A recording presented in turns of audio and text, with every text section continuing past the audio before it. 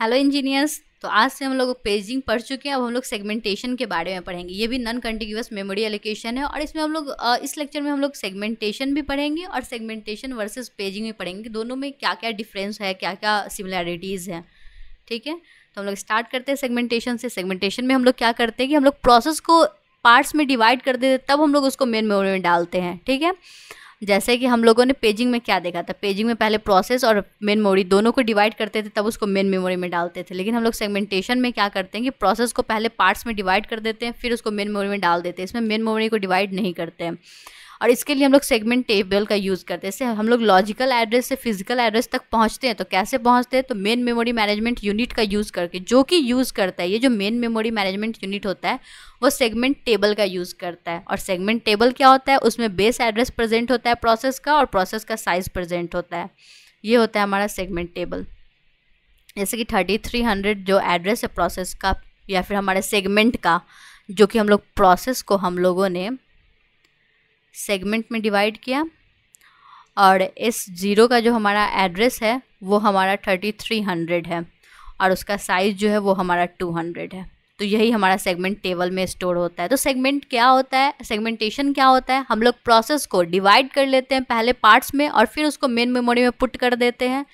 इसमें क्या होता है, लॉजिकल एड्रेस से हम लोग फिजिकल एड्रेस का कैसे पता लगाते हैं, तो हम लोग मेन मेमोरी मैनेजमेंट यूनिट का यूज़ करके लगाते हैं, जिसको हम लोग MMU भी कहते हैं।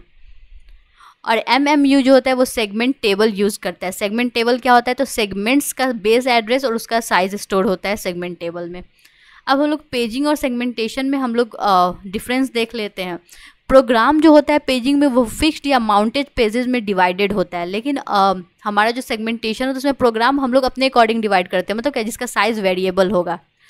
हम लोग पेजिंग में ऑपरेटिंग सिस्टम अकाउंटेबल होता है, मतलब क्या ऑपरेटिंग सिस्टम प्रेफर करते हैं, लेकिन हम लोग सेगमेंटेशन में हमारा ऑपरेटिंग सिस्टम का कोई रोल नहीं होता है। उसके बाद हमारा paging is determined by hardware. Paging जो हमारा हार्डवेयर डिटरमाइन करता है। हमारा जो सेगमेंटेशन होता है वो हमारा यूज़र देता है कि कितने पार्ट में हम लोग को डिवाइड करना है, क्या साइज़ होगा, वो सब यूज़र डिटरमाइन करता है। पेजिंग जो होता है हमारा सेगमेंटेशन के कंपेरिजन में फास्ट होता है, सेगमेंटेशन जो होता है वो स्लो होता है। पेजिंग से हम लोग को इंटरनल फ्रेगमेंटेशन आता है, सेगमेंटेशन से एक्सटर्नल फ्रेगमेंटेशन आता है। पेजिंग जो होता है हमारा लॉजिकल एड्रेस को स्प्लिट करता है पेज नंबर और पेज ऑफसेट में, लेकिन सेगमेंटेशन में जो हमारा लॉजिकल एड्रेस होता है वो स्प्लिट होता है सेक्शन नंबर और सेक्शन ऑफसेट में।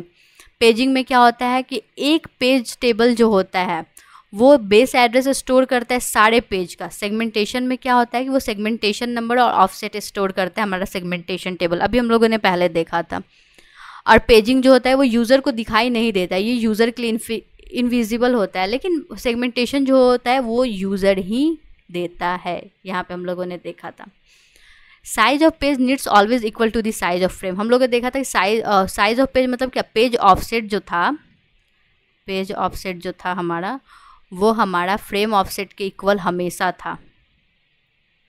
हम लोगों ने लास्ट लेक्चर में देखा था, मतलब क्या साइज जो था हमारा पेज का वो फ्रेम का साइज इक्वल था और यहाँ ऐसा कोई कंस्ट्रेंट नहीं होता है सेगमेंट में। Thank you for watching.